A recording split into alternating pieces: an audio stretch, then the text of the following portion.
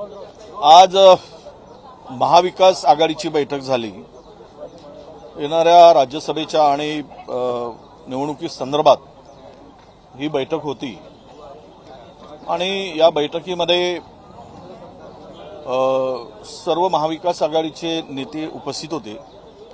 जयंत पाटील, शशिकांतजी सुतार साहेब आणि आपल्या शिवसेना उद्धव बाळासाहेब ठाकरे या पक्षाचे नेते पण होते त्या बैठकीला। त्यानंतर या बैठकीमध्ये बरीच चर्चा झाली आणि आपापल्या पक्षांनी त्यांची त्या ठिकाणी भूमिका मांडली।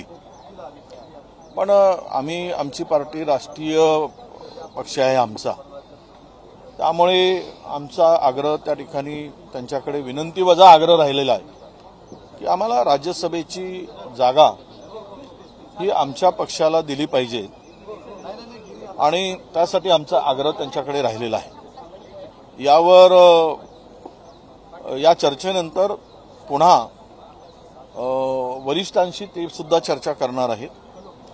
पण आमची भूमिका आम्ही मांडत असताना, आमची आग्रही भूमिका मांडत असताना आम्हाला नॅशनल पॉलिटिक्सच्या हिशोबाने तो विचार करून आम्हाला राज्यसभेची जागा आमच्या वाट्याला सोडावी आणि मदत करावी अशी आम्ही विनंती केलेली आहे। पण मग कारण आधी सुरुवातीला तुमच्याचकडनं असं सांगण्यात येत होतं, म्हणजे काँग्रेसच्याच काही जणांनी असं सांगितलं की शरद पवार जर उमेदवार असतील तर आमची हरकत नाहीये, शरद पवार उमेदवार नसणार आहेत का, हे क्लिअर झालंय का? नाही, मला तरी कोणी असं कुठे चर्चा झाली मला माहित नाही, कारण ती बैठकच झाली नव्हती महाविकास आघाडीची किंवा काँग्रेस पक्षाच्या वरिष्ठ नेत्यांची। त्यामुळे ही चर्चा कुठून आली या संदर्भात आम्हाला कल्पना नाही। पण आज जी काही अधिकृत आमची बैठक झाली महाविकास आघाडी म्हणून आणि आमचे तीनही पक्ष आणि त्यातले नेते म्हणून, त्यामध्ये त्यांची भूमिका त्या ठिकाणी मांडल्या गेली आणि आमची भूमिका आम्ही स्पष्टपणे मांडलेली आणि विनंती केलेली आहे। पण मग राष्ट्रवादीने या बैठकीमध्ये अशी काही विनंती नाही केली का, की कारण काल सुप्रिया सुळे स्वतः असं म्हणाले की आम्ही पवार साहेबांना आग्रह करू, प्रेमाचा आग्रह करू की त्यांनी ही उमेदवारी स्वीकारावी। मग राष्ट्रवादीने त्यामध्ये काही बोलले नाही का? त्यांचं काय म्हणणं होतं? नाही, त्यांचाही त्या संदर्भातच चर्चा झाली की त्यांनी त्या संदर्भात ते पण बोलले आणि ते सुद्धा त्यांच्या हायकमांडशी चर्चा करणार आहेत। शिवसेना ठाकरे गटाचं म्हणणं आहे की आम्हाला संधी मिळाली गेली पाहिजे, कारण का रोटेशनल पिरियडनुसार ही वेळ आमची आहे, नाही आम्हाला मिळाली। तो बघा, ती सगळ्यांची भूमिका सेमच आहे, त्यांची असेल किंवा त्यांची असेल। शेवट हा चर्चेनेच प्रश्न सुटणार आहे आणि आम्ही चर्चा करून यावर निर्णय घेऊ। साधारण अजून किती बैठका लागतील असं तुम्हाला वाटतंय आजच्या चर्चेवर? अजून वेळ आहे, 5 तारखेपर्यंत नॉमिनेशनला होईल चर्चा। ते सुद्धा हायकमांडशी चर्चा करत, आम्ही पण कदाचित आम्ही हायकमांडशी बोलू। मग आम्ही नंतर उद्धवजी ठाकरे आणि आमचे सगळे प्रमुख नेते, शरद पवार साहेबांच्या पक्षाचे नेते, ही चर्चा पुरा होईल ना। आज उद्या होईल, तर परवापर्यंत हाऊस आहे, परवा होईल आणि 1-2 दिवसामध्ये अंतिम निर्णयापर्यंत आम्ही पोहोचू असं मला वाटतं। राज्यसभेबरोबर विधान परिषदेची सुद्धा चर्चा झाली का? सोडणार का? राज्यसभेची जागेची मागणी तुम्ही केली आहे, मग विधान परिषदेची जागा तुम्ही ठाकरे गटाला सोडणार का? नाही, बाबासाहेब, विधान परिषदेची निवडणूक अद्याप घोषित झाल्या नाही, तर राज्यसभेच्या घोषित झाल्या। चर्चा आता राज्यसभेची आहे, विधान परिषदेच्या वेळेस होईल ती चर्चा, होईल त्यावेळेस तो निर्णय होईल। परंतु चर्चा अशी आहे किंवा विषय असे बोलले जात आहेत, आदित्य ठाकरे स्वतः असं म्हणाले की राज्यसभा सुद्धा आणि विधान परिषदेची जागा सुद्धा रोटेशन वाईज आम्हाला मिळाली पाहिजे। नाही, असं आहे, त्यांचाही आग्रह आहे, आमचाही आग्रह आहे किंवा पवार साहेबांच्या पक्षाचाही आग्रह असेल। शेवट आम्हाला तिघांना एकत्र जाऊनच या निवडणुकीला सामोरं जायचं। तिन्ही पक्षाकडे काही संख्याबळ एकट्याच्या भरोशावर जागा मिळेल असं नाहीये। महाविकास आघाडी म्हणून आम्ही एकत्र लढलो तरच आम्ही जिंकणार आहोत, त्या दोनही जागा, विधान परिषद असेल किंवा विधानसभा असेल। त्यामुळे ही चर्चेतून मार्ग काढणं, त्यांचा आग्रह जरी असला तरी तो काही अंतिम नाही, किंवा आमचा आग्रह आहे तो काही अंतिम नाही। आपली शेवट चर्चेतून आमच्या सगळ्यांचा सूर पक्षाच्या बैठकीमध्ये आम्ही स्वतंत्र ज्यावेळेस नेते बसलो त्यावेळेस की राज्यसभा ही काँग्रेसकडे असली पाहिजे, कारण राष्ट्रीय पक्ष आहे आणि तिथल्या भूमिका त्या ठिकाणी आम्हाला राष्ट्रीय पक्ष म्हणून राज्यसभेमध्ये प्रतिनिधित्व अधिक हवा आहे अशी आमची भूमिका। जागा 2 आहेत, राज्यसभा आणि विधान परिषद, पक्ष मात्र महाविकास आघाडीमध्ये 3 आहे, त्यामुळे यावेळेला त्याग कोण करणार? नाही, असं आहे, यापूर्वी सुद्धा अशा प्रसंगांमध्ये 2019 मध्ये सुद्धा आम्ही काढलाय, त्यानंतर 22 मध्ये सुद्धा मार्ग काढलाय। मार्ग निघत आले, असं नाही की यातून मार्गच निघत नाही, दरवाजे बंद झालेत, असा काही विषय नाही आहे। त्यामुळे कुणाला तरी थांबावं लागेल। मागच्या वेळेस आम्ही 19 मध्ये उबाटाला 2 जागा दिल्यात, आम्ही 1 जागा घेतली, पवार साहेबांना 2 जागा दिल्यात विधान परिषदेच्या, त्यावेळेस ती भूमिका स्वीकारली ना. असं तडजोडीच्या राजकारणामध्ये आणि एकत्र विचार करून पुढे जाण्याच्या राजकारणात आपल्याला ती भूमिका स्वीकारावी लागते. पण यामुळे महाविकास आघाडीमध्ये वितुष्ट निर्माण होऊन महाविकास आघाडी तुटेल अशी काही स्थिती आहे का? हे कोणीतरी स्वप्न बघत असतील तर ते स्वप्न बघू द्या. त्यांच्या स्वप्नाला आमचा सलाम आहे, नमस्कार आहे, धन्यवाद.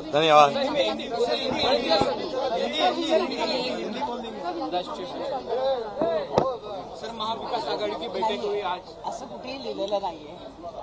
सर, महाविकास आघाड़ी की बैठक हुई, क्या निर्णय लिया? हिंदी राष्ट्रभाषा है. राष्ट्रभाषा है. सर, हिंदी में जानना. देखिए, आज महाविकास आघाड़ी की बैठक हुई. इस बैठक में हमारे सब तीनों पार्टी के वरिष्ठ नेता उपस्थित थे. आने वाली चुनाव जो है, राज्यसभा का चुनाव है, उसको लेकर हमने चर्चा की और इसमें हमने हमारे कांग्रेस के नेताओं का उसमें आग्रह रहा और हमारी रिक्वेस्ट है कि हमें नेशनल पॉलिटिक्स के हमारी नेशनल पार्टी है, राष्ट्रीय पार्टी है, तो इसीलिए राज्यसभा की जगह हमको मिलना चाहिए. हमने उनको रिक्वेस्ट किया और ये मांग भी की. अब यह लगता है कि देखो, जो भी चुनाव आने वाला है तो एक जगह हमको मिलने वाली है महाविकास आघाड़ी को, और हमारे तीनों पार्टियां एक साथ लड़ेंगे तो वो चुनाव हम जीत पाएंगे, चाहे विधान परिषद हो या राज्यसभा हो. और सवाल यह है कि विधान परिषद का चुनाव के लिए अभी समय है, अभी 5 तारीख तक नॉमिनेशन करना है, तो इस बारे में हमने सबने चर्चा की. अब सवाल उनका क्या है, इनका क्या है, इसके बारे में लेकर नहीं, वो सब पार्टी को अपनी अपनी पार्टी अपना अपना डिमांड रखती है, ऐसा हमने भी रखा.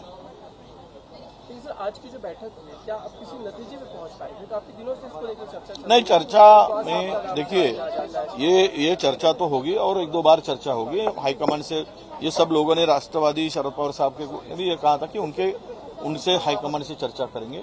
पर हमारा आग्रह, ये हमारी सब नेताओं की जो इच्छा है कि हमें राज्यसभा में महाराष्ट्र से कांग्रेस को संधि मिलना चाहिए, चांस मिलना चाहिए, और बाकी चुनाव जो है उसमें हम लोग हमारी भूमिका के बारे में नहीं. आदित्य ठाकरे जी अपने पार्टी की, देखिए, तीनों पार्टी के पास में कोई मेजोरिटी नहीं है आज की तारीख में, तो हमें तो तीनों मिलकर ही वो बनाना पड़ेगा, चाहे उद्धव जी ठाकरे की पार्टी हो, कांग्रेस हो या अपने पवार साहब की पार्टी हो. तीनों को मिलकर एक साथ बैठकर ही निर्णय लेना पड़ता है. वो अपने बलबूते पर चुनाव जीत नहीं सकते, ना हम जीत सकते. तो आखिर एक में का साथ तो एक दूसरे को देना है और महाविकास आघाड़ी करके हमको सामने जाना है. तो इसलिए हमारा आग्रह रहा कि हमें राष्ट्रीय पार्टी होने से राज्यसभा में हमारा रिप्रेजेंटेटिव जाना चाहिए, हमारा प्रतिनिधि होना चाहिए. यह हमने मांग की है, यही चर्चा उसमें हुई है. हाँ, मुझे लगता है कि देखिए, चर्चा में तो रास्ता निकल ही सकता है. हमने भी कुछ सैक्रिफाइस किया है.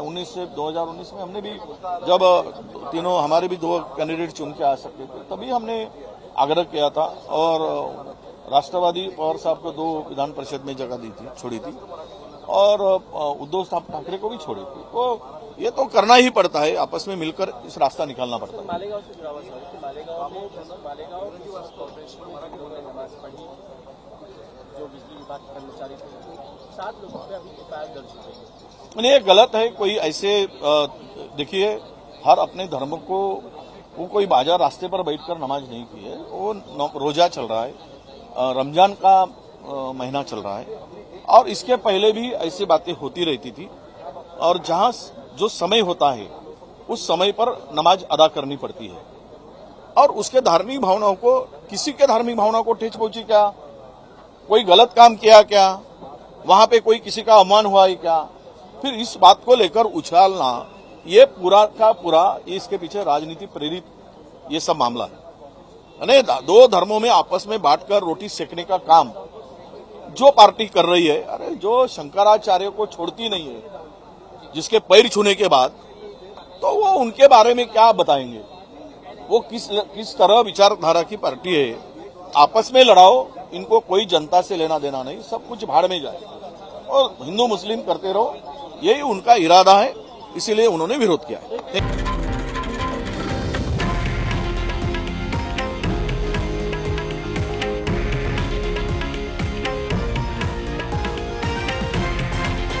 हे आहे देशातील नंबर 1 न्यूज नेटवर्क आणि आपण पाहत आहात TV9 मराठी, एकमेव.